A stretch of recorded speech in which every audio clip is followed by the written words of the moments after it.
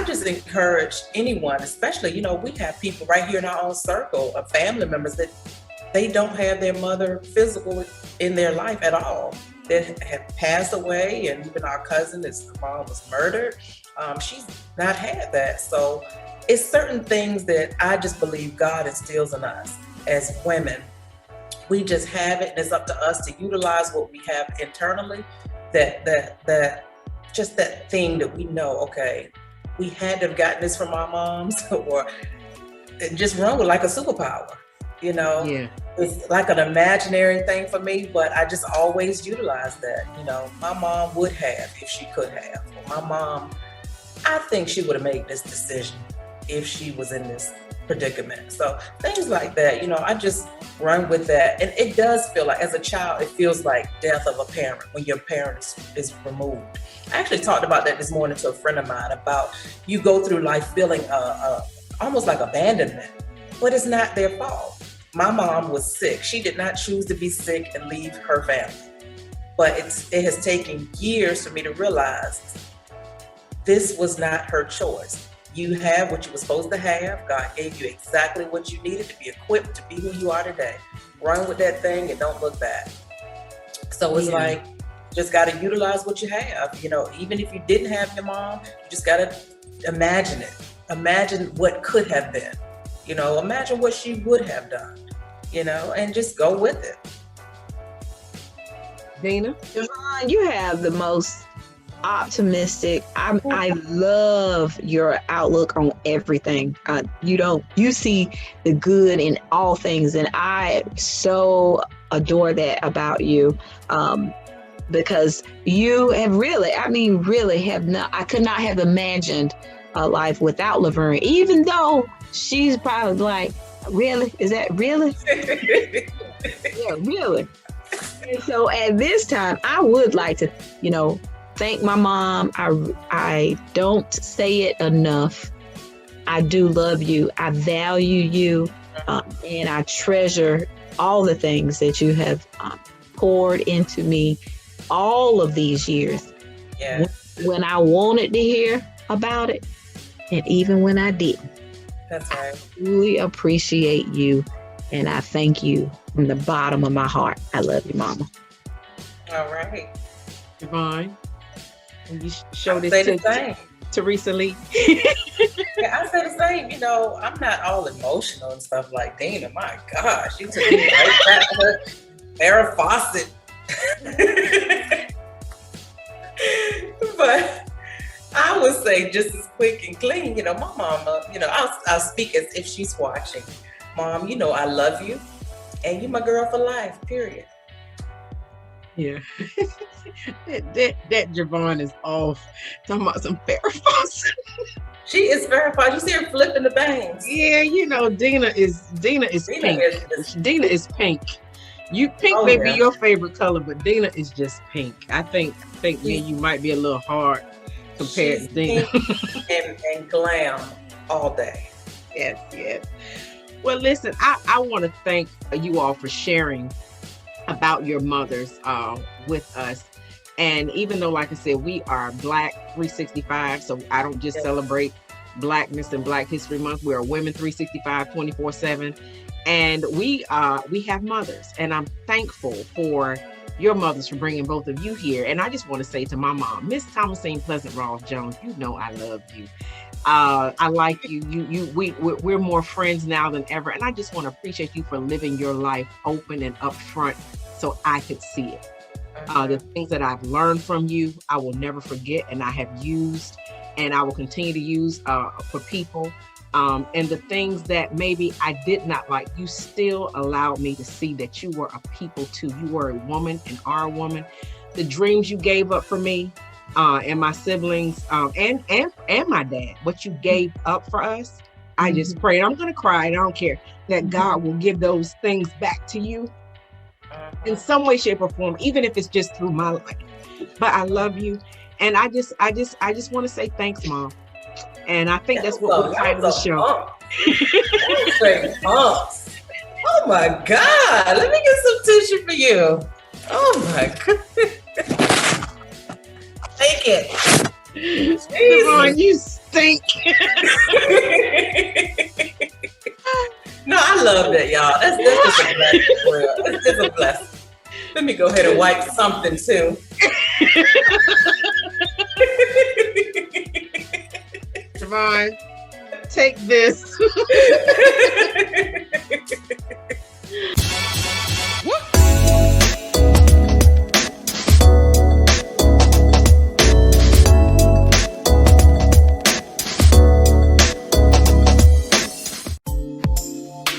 Welcome to Black Women's World Podcast, the BWWP, where we get VIP access into the lives of Black women, or as we like to call us here, our sister Nistas. We get to hear from some of our favorite sister Nistas as they share their worlds with us and create connections, exchange realities, ideas, and baby, we get to recognize and celebrate how powerful we really are.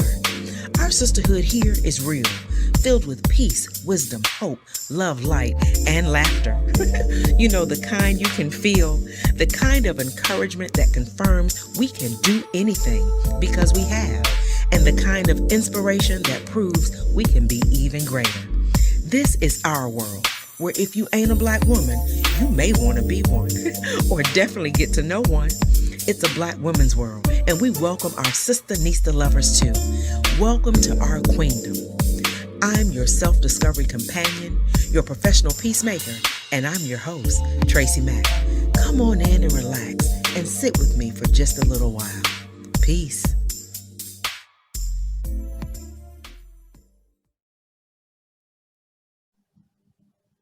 Well, hello, everybody. I am TracyMac, your self-discovery companion and your professional peacemaker on another episode of Black Women's World Podcast with my two dynamic co-hosts, Javon Cookie Jones and Dina Hamilton. Hey, y'all. How y'all doing? Hey, girl. Hey. How you doing, girl? I'm good, girl. How you doing? I'm good, girl. Well, you know, on this episode, especially as we prepare for Mother's Day, or as we're going into the spring season, we just had Easter and we got pollen in the air. Some of us have allergies and all that good stuff. But the next great holiday, at least for me, is Mother's Day. So in this episode, we're going to talk about your mama. I mean, well, not your mama, but my co-host. Because our relationships with our mothers, and thank God, by the grace of God, all three of our mothers are still alive. But as we talk amongst ourselves, all three of our mothers, we've had three different relationships with our mothers, and being very candid and open. I appreciate their honesty and transparency from the jump, because I know they're going to inspire and encourage your relationships. I did an episode with my parents weeks ago called Parents Are People Too. And it wasn't until I became an adult that I realized my mom was a woman. She was a woman who had needs, who had likes and dislikes, who had dreams and aspirations long before she had children. And, you know, our mothers play a part in how we see ourselves, how we treat ourselves. So overall, and it's just amazing to me how three of us sit here, three different ages. Javon and I, of course, are related, our first cousins, but our relationship with our moms are just so different. Javon, what do you think about that? I find it to be pretty normal because all of my friends and, you know, people I deal with, we all have totally different relationships with our parents. My closest cousin, you know, that lives here, she has a totally different relationship with her mom. And I'm like, dang, you know, I'm a little bit envious, even though it's not the best in her, you know, in her book. But I'm like, you still got your mom, you go to the store and so forth. My mom got sick when I was 7 years old, and she's been somewhat institutionalized ever since. She's been out and in and out and in, but you know, right now she's still in a facility. So I'm always that envious person, like, oh, you get to have your mom, you get to go and do. And I hear my friends complain about, girl, my mom is so worrisome. She keep calling me, telling me come fix this or her iPhone this or that and that. I'm like, do you know, I wish my mom could pick up a phone and know what it was for real. You know, Yeah. so it's like, everybody has their own definition of what good relationships or bad relationships are concerning their parents or moms and so forth. And I don't feel like I'm less fortunate because my mom was able to instill so much in me and my brothers in a 7-year period. You know, I don't know how, but she just did. She instilled so much, even about marriage and being a woman and how to live in a graceful manner as a woman. And I'm like, who knew that those things would make so much sense now at 40-something years old? Where her conversation today is something totally different, you know? So I think it's just really, really amazing how you can have, well, you can gain so much even with what may not be the picture perfect relationship with your mom. Yeah. Dina? Yeah, my mom and I are, we're real cool now. But when I was She said growing now, up, now. yeah, now. But when I grew up in a very somewhat traditional. My mom had me when she was 17. She and my dad married when she graduated from high school. So I pretty much grew up with them. And I was so much of an experiment. There was no way we could have ever been friends. She said an experiment. Yeah, that's what I was. I was an experiment. So, no, we weren't friends. They didn't care.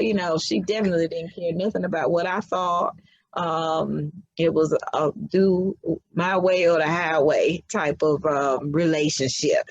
But she was very, she really did make sure that I did have pretty much most of what I wanted. And I guess I took a lot of things for granted growing up with her. I really did take a lot of things for granted. I really didn't give two thoughts to how much, when, how much time. I didn't think about any of those things until now. And I always look back even today and think, how did she do so much with so little? I mean, we have more time, more resources, more of everything, but she seemed to have found, the time to do all things. That's what it seemed like to me, because my dad, he went to work. That was his job, was to work. But my mom's job was, not only did she work outside the house, but her job was to maintain the care for my brother, and my sister. So yeah, I don't know how she did all of those things, but yeah, I'm grateful. Thanks, Mama. I'm grateful, but I still am in awe of the things that she did while we were growing up, and in a lot of ways in awe of her now. Even though I joke her real bad, I do. I joke her real bad. But she knows I love her. She knows I love her. She knows I love her. But I do be joking her bad, though. You ain't the only one. Boy, I be bragging on my mama so bad. It's funny. It's funny. Because first, comedy, that's the way you get through a whole lot of things. And I must say, there are things that I've gotten through with my mom, and some things I've helped her get through, that if it wasn't for laughter, I don't know where we would be. And that's laughing with her and definitely at her. Because yes. And I want each one of us, we'll say my mom's name is Thomasine Pleasant Rawls Jones. And her middle name, Pleasant, is really who she is. She's a soft person. She's really tender-hearted. She tried to be feisty. She tried to go gangster. It works for people who can be fooled by it. But but a lot of people assumed, I know coming up, I was a latchkey child. At 5 years old, I walked home. And I don't want to tell stories like people do. I walked in the snow, and it was 10 miles. It was a good little bit. It was at least maybe 3 city blocks from the school to my home. But I didn't think about, until I became a mom, what it must have been for my mom to have to make the decision that her only resort for me was to walk home by myself and let myself in the house at 5 years old. because like your mom, Dina, my mom worked at a bank then. She was a bank teller.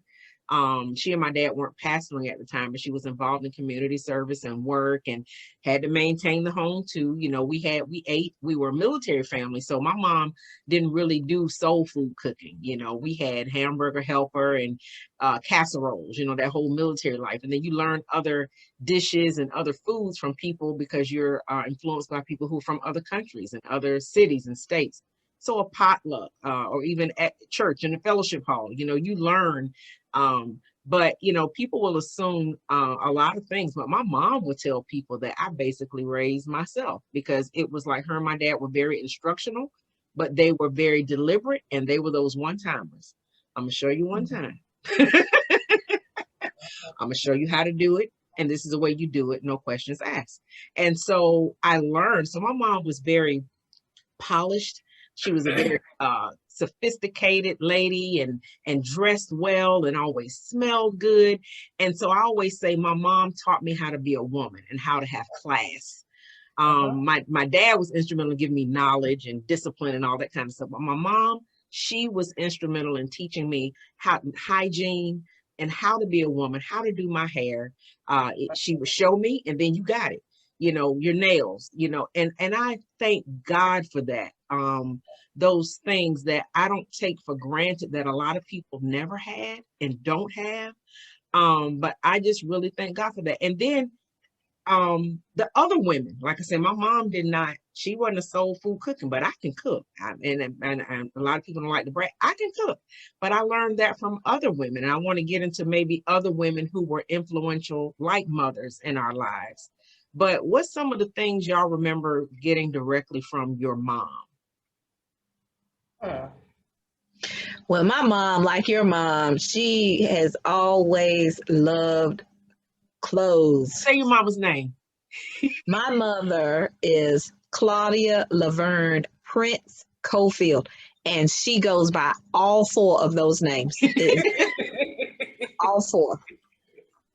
People call her that she's known as Laverne, but she will, all four of those names, she says them, all four. That's who she is. And I joke her about that too. Yes, my mom loves clothes. Her closets are full. She loves shoes. Her closets full. I mean, purses. Do you see the influence? She loves all things of apparel, jewelry, you name it, she has it. And I guess just sitting here thinking about that never really dawned on me that that's where I got it from. But that lady, she got more clothes, coats, hats. She got it all. And I do recall she'd go to the mall, and this is why I hate shopping. I know it's oxymoron. It sounds like, I know it does. It sounds crazy, but I am not a big shopper. I don't care what it looks like. I do not shop a lot. That lady shops a lot. She shops so much that she's the one who had me hiding bags in the trunk of my car when I got married. Why? Why was I hiding bags in the trunk of my car? I wasn't married to my daddy. I'm married to Brian. Bags in the trunk of my car. So anyway, that's something I had to undo. I had to unlearn that particular part. I don't know why I was hiding bags because that's what she did. She hid bags in the trunk of the car, and she would bring them out when my daddy went to work. See? I tell it now. You know why? Because my dad is not here. But that's the only way you be telling it too. That's the only way. Because if he was still here, she'd probably still be hiding bags in the trunk of her car. Yeah, I did. I got that from her. So the dressing up, the making sure you look presentable, all of that really did come from my mama. Even though now my girls joke her because she's chromatic in her red. oh, I got this red what sweat jogging suit, and every time I wear, if I wear the top and the bottom together, oh, you're looking like your mother. That's what your girls say.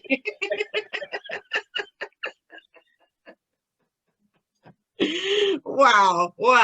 So Dina gets okay to shopping and hiding back. Javon, what's something, and I know you didn't have a lot of time with your mom in the home at 7, and we can talk about that as much as you choose to or not. But what's something you specifically, or things plural, you specifically remember?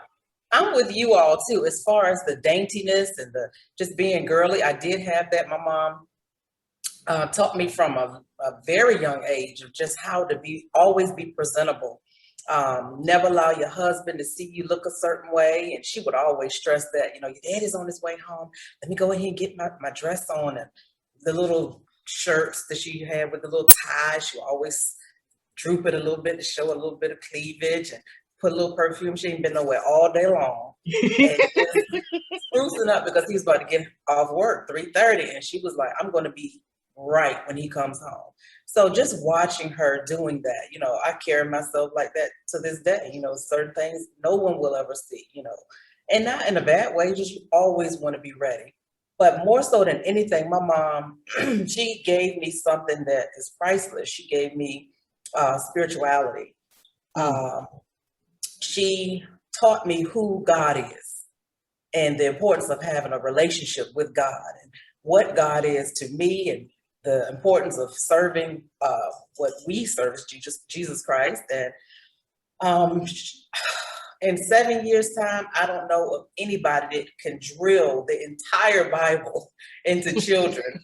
From the time you wake up in the morning, you hear children's story hour, Bible story hour with Uncle Charlie, Boys and Girls from Jesus, From that, you took it way back. I want to sing it so bad, but I'm not. But I'm just saying, from that, then you leave and you go to noonday prayer at church where you get these burgundy pillows and you kneel down. From that, and it was, looking back, somebody would think, oh, that's an overkill.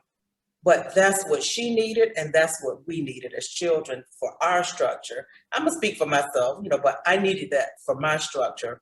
As I got older and we didn't have that any longer, my mom was no longer in the home, I still was able to reflect on, meditation time, praying, being able to reflect on what's going on in my life. Is it balanced with what I believe in? Is it, am I following the principles? Is what's before me, that I know is right, wrong? Am I doing what I'm supposed to be doing? So even though she wasn't there, she laid this foundation that was so heavy.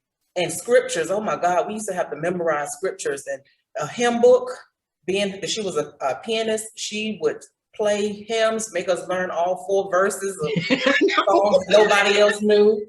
Like Onward Christian Soldiers, who knows all 4 verses, things like that. But it seemed like an overkill, but I'm so grateful for that today, because sometimes I'm going through some challenges and I'm like, it's verses and scriptures that come to my mind immediately.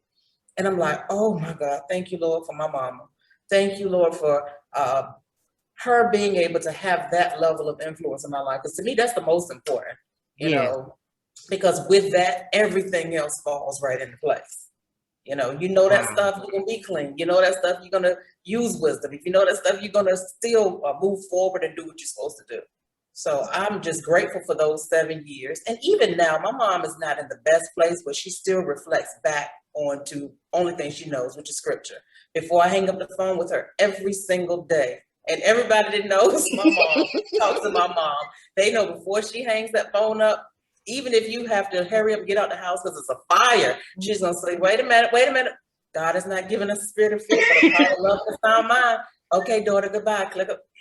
Yes. Okay, Tracy. Okay, Tracy. This is the day the Lord has made. I will rejoice and be glad in it. My soul shall make her boast of the Lord and be. She is going to give it to you. I'm so glad you said that, because Javon's mom, my aunt Teresa, say your mama's name. Teresa Lee Ross Wilson. She, even as a little girl, Javon is right. I mean, she would drill that. she was why I fell in love with choirs. Because the junior choir at Holy Light, where she was a member of, Pastor Ruth in Portsmouth, Virginia, their church was an old movie theater at the time. I don't know where they're at now, but it was an old movie theater with the large aisle down the middle and the two small aisles on the side. And the junior choir took up the whole side aisle. They did. And they just weren't some mamby-pamby little junior choir up there. They sung like they were making a record every time they sang.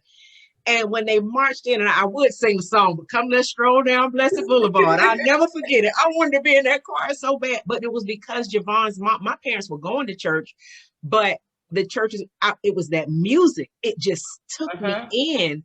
And then much later, because our whole family music, musically inclined, my mom's spirituality through music and albums and James Cleveland and Walter Hawkins and the Five Blind Boys and everybody and their brother, the Clock Sisters. I fell in love with music and learned a relationship with God between church and scripture through music. But it started with that junior choir because other music seemed so adultish.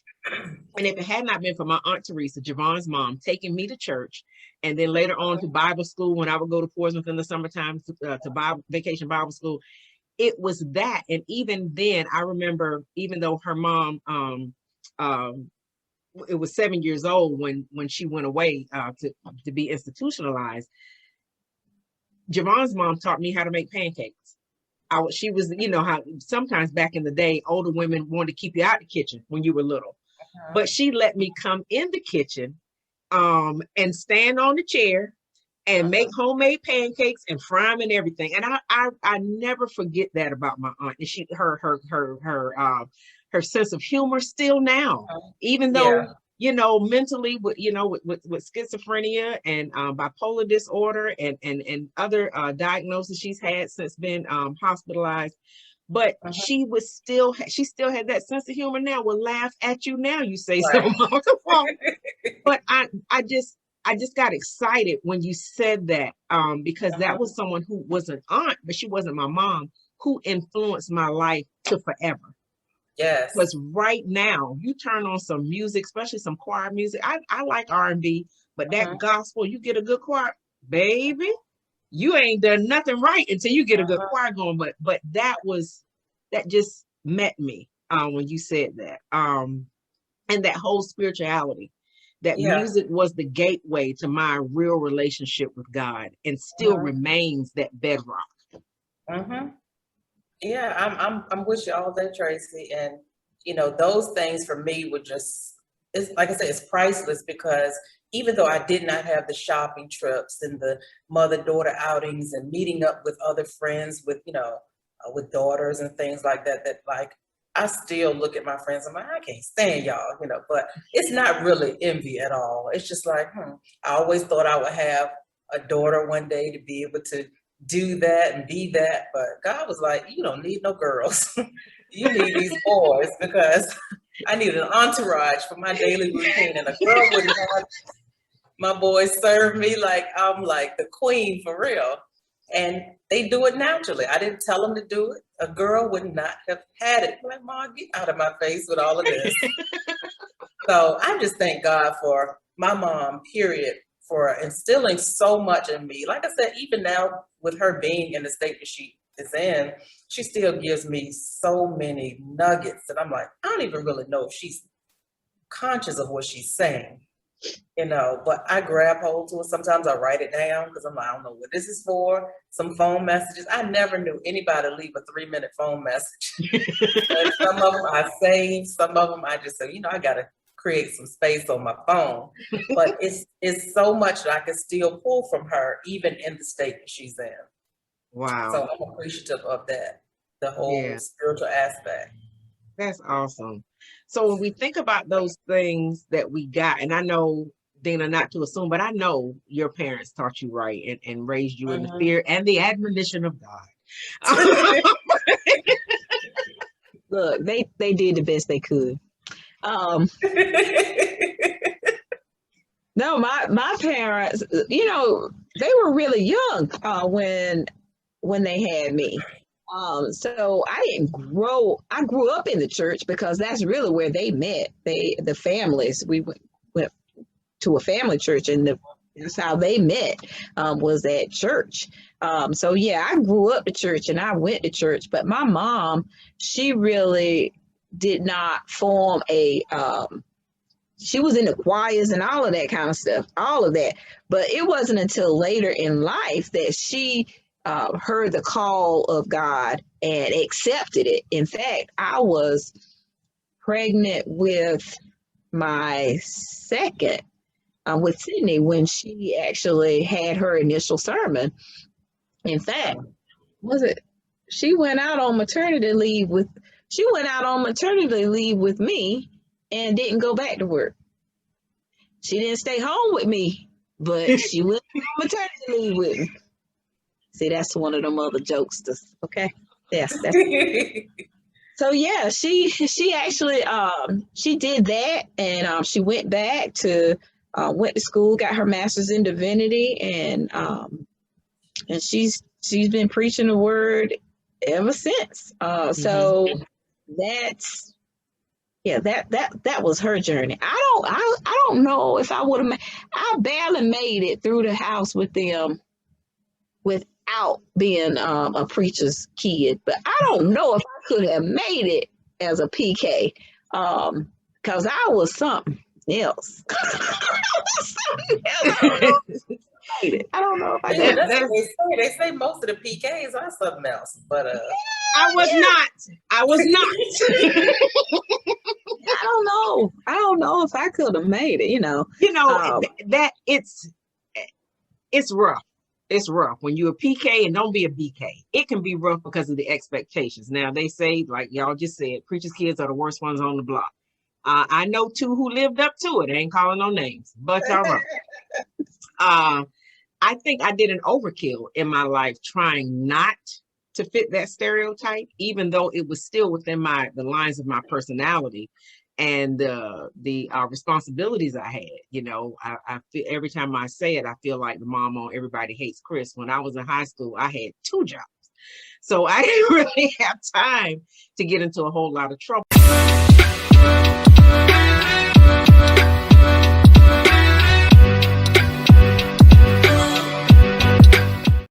Stay tuned for a special presentation and more of the BWWP.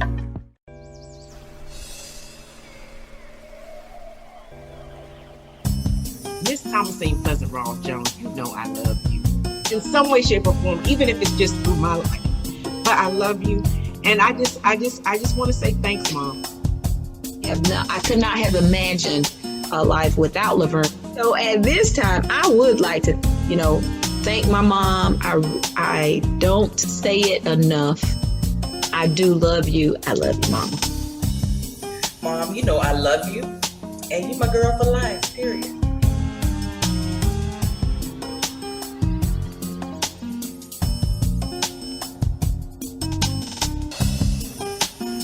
Hey, sister. I hope you like it. It's just for you. All right, here we go. Me and my girls. It's your turn. Go on and be strong and live your life. It's your turn. Go on and be strong and live your life. You're doing your best to hold it down, be it friend, sister, mama, or wife. It's your turn. Go on and be strong and live your life. You got to it's live your turn. Life. Go on and be strong and live your life. Your turn. It's your turn. Go on and be strong. You got to live your life. You rarely put yourself first, if ever. Some have come back to say thank you, others never. It's okay, it wasn't for them anyway. I'd give you an award for the part you play. And if nobody else says thank you, I thank you. I thank you. It's your turn. Go on and be strong and live your life. It's your turn. Go on and be strong. Come on, sister. And live your life. This one's for you. You're doing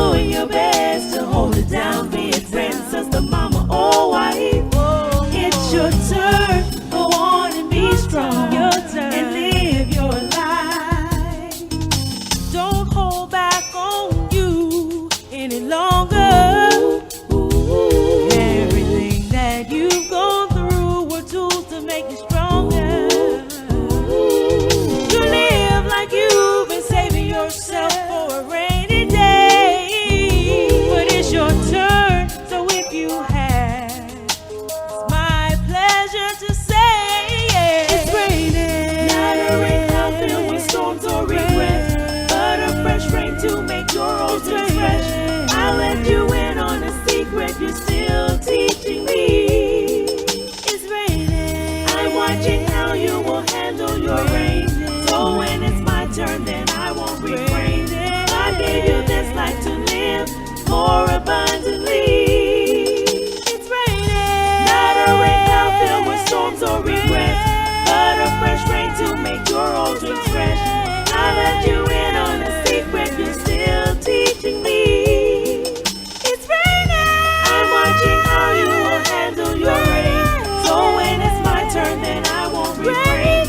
God gave you this life to live more abundantly. Can you say it's raining? So as I step out, I'll go with the flow. Should I get scared, I'll just let myself go. I'll never know how it is if I never try. It's raining. I'm just repeating what you said to me. You can fly high, just act like you got wings. I've got your back and that's that. It's your turn. It's your turn. Go on and be strong and live your life. It's your turn. Go on and be strong. You got to live your life. I'm watching you.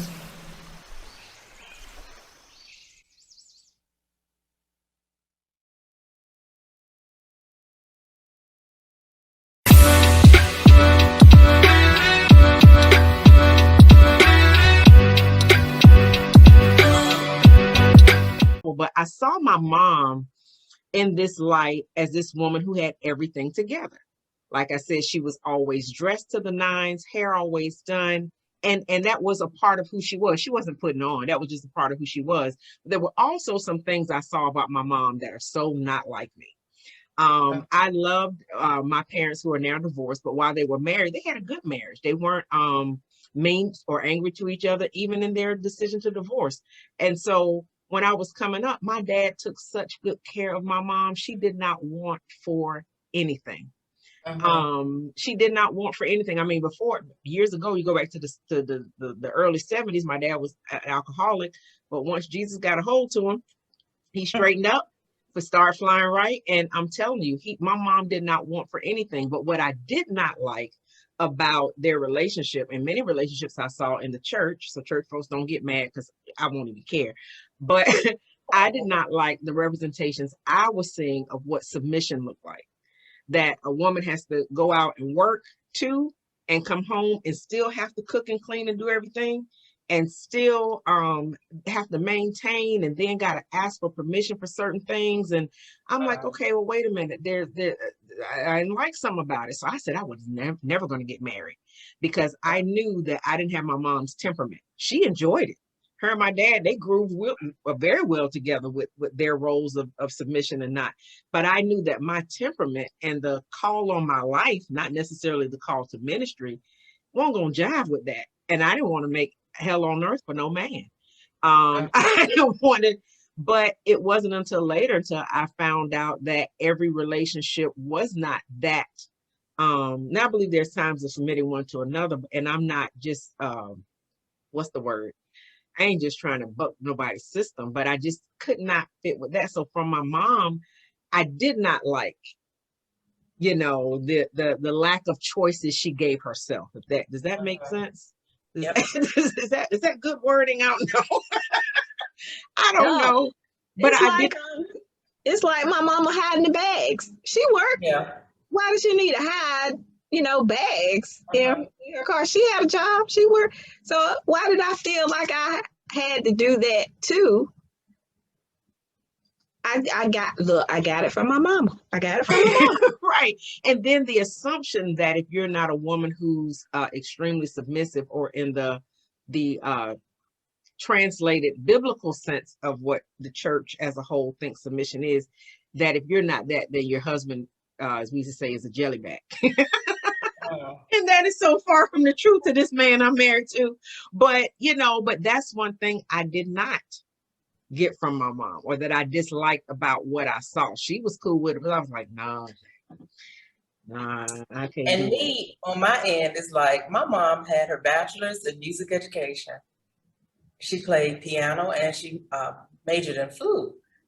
when I'm thinking about what I didn't like that she didn't choose to teach. She stayed with me and my brothers, So me, I'm out here doing it. So I'm like, I was definitely blessed to have the opportunity to be home with my kids, in the first 5 or 6 years. And I think that was like crucial. I didn't have to send them to babysitters and stuff like that. So I kind of got that part from my mom, laying that foundation, over a 5-6 year period. But I look back like, why didn't she show her skill? Why didn't she show who she was? I remember her doing piano lessons here and there, going to people's houses, teaching piano, but she did not put herself out there. But I guess looking back again, it's like, maybe she knew I only have a little bit of time. I'm going to just dive into my kids and give them what I got. Teaching is not important, but I don't know. I'm like, why didn't she just do it? I'm thinking about that as you're talking about what you didn't like, but my mom was a straight up, still is, like a musician like none other. Yeah. But she didn't put herself out there, Yeah. I think you answered your own question. I think people know, they might not know that they only have, 3 limited time. Yeah, but there's a sense that, I don't have a lot of time. I don't know why I'm doing the things the way that I'm doing them, because no one spends that much time going to school, becoming this professional on paper, not to do something. Right. Yeah. But she did it with her children. Yeah. And it is because she did it the way that she did it is the reason why you're sitting here exactly how you are, how you are today. So that's commendable. And I really, I understand it. I, like you, my grandparents, because again, my parents were so young, they were integral in helping raise me. I was very close to my mom's. I still am very close to my mom's mom. Her name is Claudia Lee Harris Prince, and she uses all of hers too. Miss Claudia ain't no joke. Miss Claudia ain't no joke. Yeah, she's 92 years old, and she is so funky today as she was the day I met her. And my father's mom, my parents did not. They moved in. My mom had to move in with my daddy's mama. So my daddy is the baby, so he was definitely a mama's boy. We stayed there until we couldn't stay anymore. And that was when my brother was there. I wonder if my mama did that on purpose. There was no more room in the end for all of us there. Well, and this was how so close to her. How old are you? Okay, so this is in the 80s. Yeah, I was born in 72. Okay. And they married 18 months later. So we lived with my grandma Annie until I was in the 6th grade. So you're talking 11 years old? That's something. All of our grandmother's name is Annie. Me and Javon's, our maternal grandmother's name is Annie. Annie Cornelia Rawls. Well, she was just Annie Booker Cofield. No. Yes. Annie Cofield.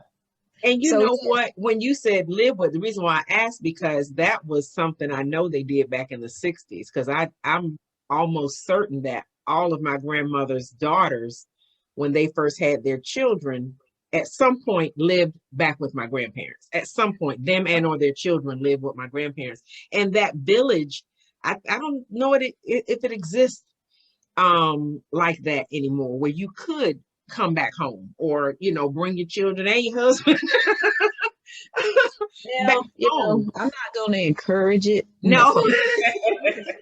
This is for my own children for the future. I'm not going to encourage it. Times have just changed. So there are no grandmothers just sitting home any longer. Yeah, exactly. the kids used to get dropped off and then eventually creep back and move in because of being dropped off for so long. Grandma said, no, don't send them home. Keep them here. Let them stay overnight. They sleep or so forth. Exactly. So or in that our doesn't case, don't exist. let anybody keep them over the summertime, bring them here. So I would come Bring 'em from here. North Carolina to Right. Portsmouth every summer until I was about 14 and stay with my grandmother or my Aunt Mary and you know, but it's just amazing. And speaking of aunts, and we've talked about me and Javon's relationship, and Dina, you mentioned your grandmother, other women that were motherly to us, because when we talk about your mama or if we're saying thanks mom, there's some women in my life who were not even old enough to be my mother, but whose relationship with me was so instrumental in my life. And one of them is a lady named Annie Wardington. I cook today because of Annie Wardington. I got to blame some old church women too, but you know, from just watching and being in the kitchen and keeping my mouth closed. They let you hang around the kitchen, you know. But Annie Wardington, I was a teenager when I met Annie. She was a single parent at the time, and I started out kind of watching her daughter for her.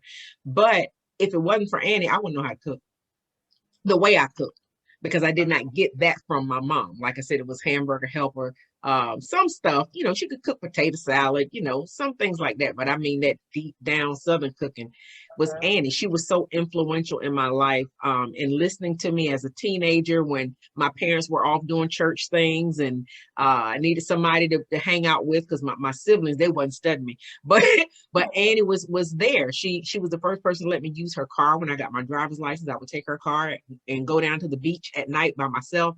I could tell Annie just about everything, but she was not old enough to be my mother, but she was definitely not young enough to be a peer.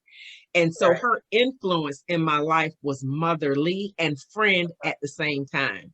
And so I just, you know, is there anybody in your life, you don't have to name names, but anybody or a group of people who have had that motherly influence, or something that maybe people think you got from your mom that you got from another woman?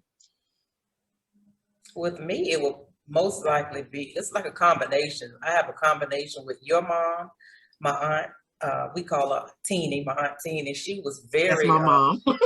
yeah, very instrumental in my life as far as laying the foundation of structure and balance and business-minded type things. My other aunt Mary, she was that, let me show you how to do your hair, do it right. You know, I'm gonna teach you to put the royal crown on the edges before you press it, you know, versus just pressing it with just a hot comb. But my aunts on my mom's side were very, very, very influential to me, showing me things, cooking and things like that. And my mother-in-law, Genevieve Kuehler Walton Jones, is the reason for, yes, definitely the reason for my cooking and even patience with my children. She taught something that I couldn't buy. You know, they are boys, let them be boys.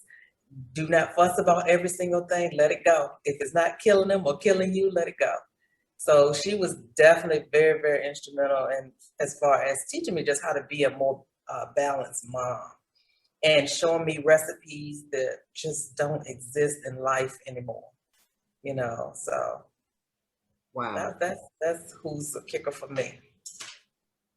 Well, I have an aunt, Delta, and she married into the family, but nobody could ever tell me that. She's married to my Uncle Dave. But Aunt Delta, I remember at 5, I said, I don't remember a time she's not been in the family. So that's why you couldn't tell me that she just married into the family. She would come and get me at like 5 and take me to their then apartment. And she'd have this whole baking schedule. She'd help bake cookies. And she was the first person that I recall being in the kitchen with at 5. And all these years later, so I still would be in the kitchen with her. She would come to my home and we would do Christmas bakes. This was years ago. We would still do this. And she even was probably the first person that my children were in the kitchen with. She would come and get them. I just find it such a blessing that me as a child was in the same space as my children. So she did the same thing. She had boys too, Javon. So I think I was everybody's daughter.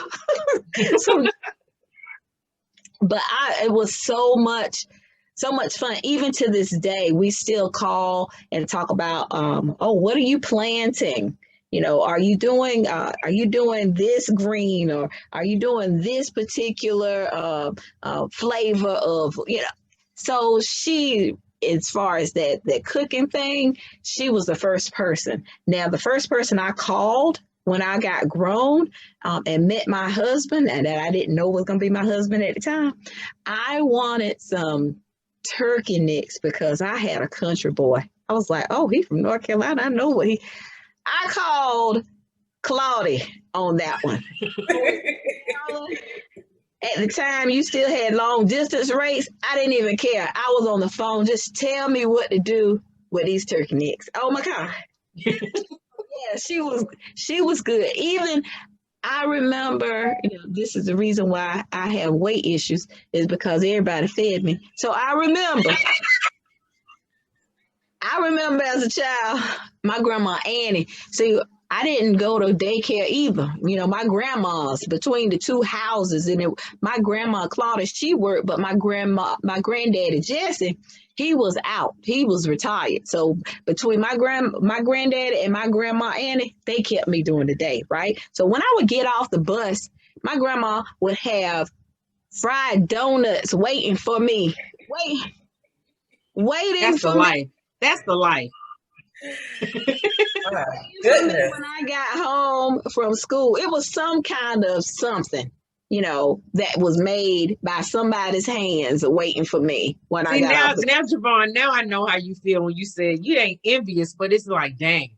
Because when I got off the bus, I used to look, if we talk about fat girl problem or big girl problems, when I was po skinny when I was little.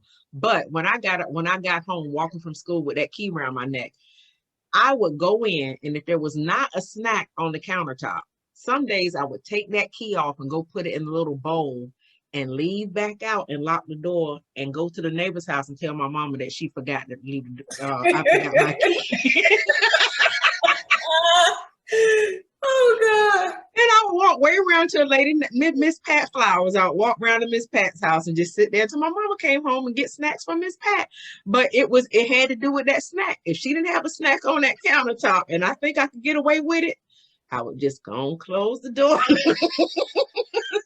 It was paramount. It was a long time between you ate lunch at like 10 o'clock in the morning. You getting home at 3 and 4 in the afternoon. It was time to eat again. Yeah, and I know that women around the world who may be listening may not have any relationship with their mom. They may not have the best relationships. My relationship with my mom has been up and down. I know that now our roles are even reversed, even in the care and advice and stuff. My mom will tell you, she'll call me and we've never really had that relationship like some people have had where, you just lay your head in your mama's lap on her shoulder and cry. That hasn't never been my relationship with my mom. And I know people may have assumed that, but we've never had that, never that affectionate type thing. And I don't feel like I've missed out on anything. But at the same time, my mom has always expressed her love. I never doubted her tenderness and her love for me. And I know everybody doesn't have that. And that's why it's important to me to make sure I give it. Whether it be mentoring or whether it be the Jada's friends or anybody, because I know it was a blessing. No, my mom wasn't a perfect mom. No, she didn't teach me some of the things people may have assumed. No, we didn't have one of those relationships where I could curl up in her lap. She ain't had time to sit down for one. Yeah. But I just appreciate her love. I know my mom loves me. I know she is proud of me. I get to still hear her voice, and I don't want anybody to take that to be like, oh, you're that way because you had a mom.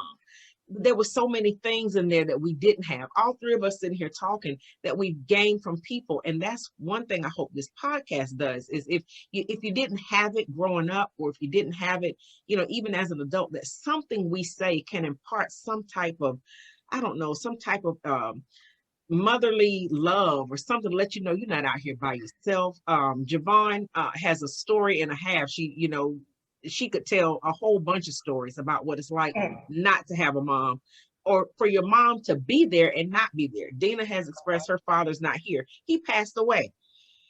Javon's mom is here, and it's even harder to have a parent alive who you can't hear from. Javon, you want to say anything about that? I've had that conversation several times. People will assume that you got it made, or your life is just so perfect. And those are the areas that I really, truly missed. I missed my mom. Even now, my mom is physically here on earth, but I can't utilize her like I think I need. But God got something else for me. God said, okay, I'm gonna need you to go this route versus this route. So it's like it's taken 40-something years for me to realize that, that's not my route. But I just encourage anyone, especially, we have people right here in our own circle of family members that they don't have their mother physical in their life at all, that have passed away. And even our cousin, his mom was murdered. She's not had that. So it's certain things that I just believe God instills in us as women. We just have it, and it's up to us to utilize what we have internally, that just that thing that we know, okay, we had to have gotten this from our moms, or just run with like a superpower, Yeah. It's like an imaginary thing for me, but I just always utilize that. My mom would have if she could have, or my mom, I think she would have made this decision if she was in this predicament. So things like that, I just run with that. And it does feel like, as a child, it feels like death of a parent when your parent is removed. I actually talked about that this morning to a friend of mine, about you go through life feeling almost like abandonment, but it's not their fault. My mom was sick. She did not choose to be sick and leave her family. But it has taken years for me to realize this was not her choice. You have what you were supposed to have. God gave you exactly what you needed to be equipped to be who you are today. Run with that thing and don't look back. So it's like, just got to utilize what you have. Even if you didn't have your mom, you just got to imagine it. Imagine what could have been. Imagine what she would have done, and just go with it. Dina? Javon, you have the most optimistic. I love your outlook on everything. You see the good in all things, and I so adore that about you. Because you have really have not, I could not have imagined a life without Laverne, even though she's probably like, really? Is that really? Yeah, really. And so at this time, I would like to, thank my mom. I don't say it enough. I do love you. I value you, and I treasure all the things that you have poured into me all of these years. Yeah. When I wanted to hear about it, and even when I didn't. That's right. I really appreciate you, and I thank you from the bottom of my heart. I love you, Mama. All right. Javon, will you show this Say to the same. Teresa Lee? Yeah, I say the same. I'm not all emotional and stuff like Dina. My gosh, you took me right back to her Farrah Fawcett. But I would say just as quick and clean. My mama, I'll speak as if she's watching. Mom, I love you, and you my girl for life, period. Yeah. that Javon is off. Talking about some Farrah Fawcett. She is verified. You see her flipping the bangs. Yeah, Dina is pink. Dina is pink. Pink may be your favorite color, but Dina is just pink. I think me and you might be a little hard compared to Dina. and glam all day. Yes. Well, listen, I want to thank you all for sharing about your mothers with us. And even though, like I said, we are Black 365, so I don't just celebrate Blackness and Black History Month. We're a Women 365 24/7. And we have mothers, and I'm thankful for your mothers for bringing both of you here. And I just want to say to my mom, Miss Thomasine Pleasant Ross Jones, you know I love you. I like you. We're more friends now than ever, and I just want to appreciate you for living your life open and upfront, so I could see it. The things that I've learned from you, I will never forget, and I have used, and I will continue to use for people. And the things that maybe I did not like, you still allowed me to see that you were a people too. You were a woman and are a woman. The dreams you gave up for me, and my siblings, and my dad, what you gave up for us, I just pray. I'm gonna cry, and I don't care, that God will give those things back to you in some way, shape, or form, even if it's just through my life. But I love you, and I just want to say thanks, Mom. And I think that's what we'll title the show. Oh my God! Let me get some tissue for you. Oh my God! Take it. Devon, you stink. No, I love that, y'all. That's just a blessing. That's just a blessing. Let me go ahead and wipe something too. Devon, take this. Anyway, I don't even know how to end the show, but listen, whether you have a mom or not, whether you are a mom or not, women are people too. We all have done the best we know to do, I believe. And if we haven't, God gives us the grace to get it done anyway. Whatever you think you missed out on, you missed it. But God has a way of making up for it. Just find it. And may you be blessed. And if you are a mother, thank you. And if you are not, thank you anyway. That's all right. My sister nieces and sister niece lovers. I'm TracyMac, and we have Javon Cookie Jones and Dana Hamilton on the Black Women's World Podcast. Peace. You've been listening to Black Women's World Podcast, the BWWP, brought to you in part by TracyMac Solutions for Life Institute, coaching and training services. No doubt you have enjoyed being in our world, and it doesn't have to stop here. Head on over to blackwomensworld.com. This is my personal invitation to you to stay connected with me on social media and more. I'd love to see you there, and I'm so grateful you came to be with me here. Invite someone else to join you in our queendom next time so they can feel the vibe of our tribe of Sister Nistas and Sister Nista lovers too. Remember to be kind, be authentic, be generous, be excellent, be grateful, and while you're at it, go ahead and be extraordinary, because that's just what Sister Nistas do, on purpose, through mission, with passion and compassion. It's a Black woman's world, baby, and you, my Sister Nista, are proof. I'm your self-discovery companion, your professional peacemaker, and your host, TracyMac. Wherever you are in the world, may you love and be loved by somebody. Peace.